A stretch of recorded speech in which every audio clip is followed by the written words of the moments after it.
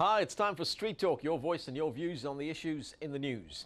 They say you have to walk a mile in a person's shoes in order to fully understand their life. A new program in one Mexican city is doing just that.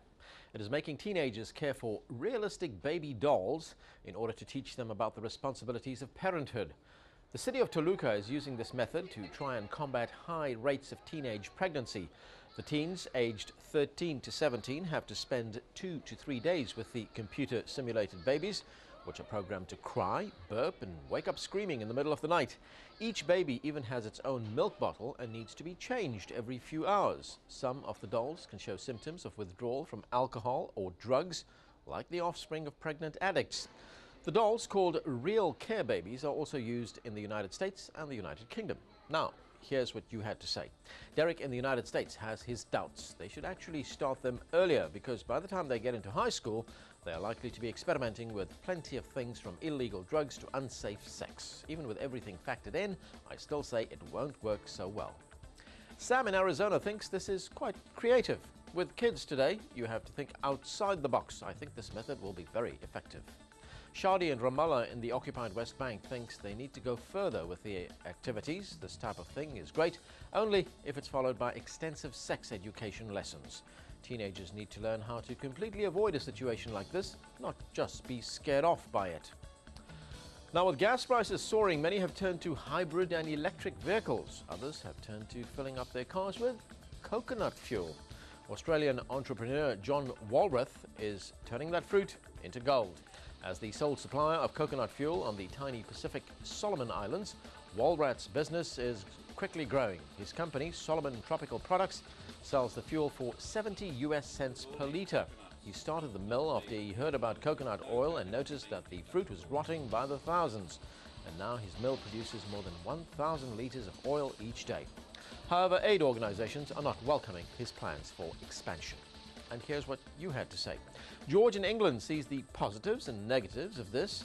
If you are using vast areas of land to grow coconuts, then that could well be at the expense of food crops, but it's a great opportunity for a small, restricted niche market. Shahid in Pakistan, down there in South Asia, praises the entrepreneur. John Walrath's initiative is to be commended. Any measure to substitute fossil fuels will help in preserving this rapidly depleting resource. Sarah in Sydney hopes Walrath's idea catches on all over the world. This type of fuel should replace what exists today.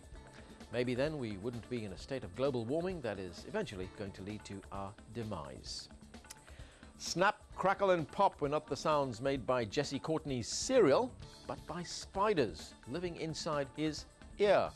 The 9-year-old boy who lives in Oregon in the United States repeatedly complained to his mother of an earache. When she took him to the hospital, the doctor was shocked to find that 2 spiders had decided to make a home for themselves inside Jesse's ear.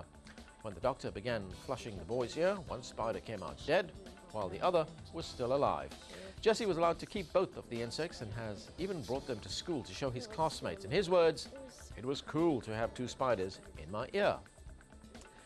Now, many people excel at sports, but to be able to give the sport your own style is another thing. The next soccer or football player, depending on which part of the world you're in, has taken juggling to a whole new level. Let's take a look.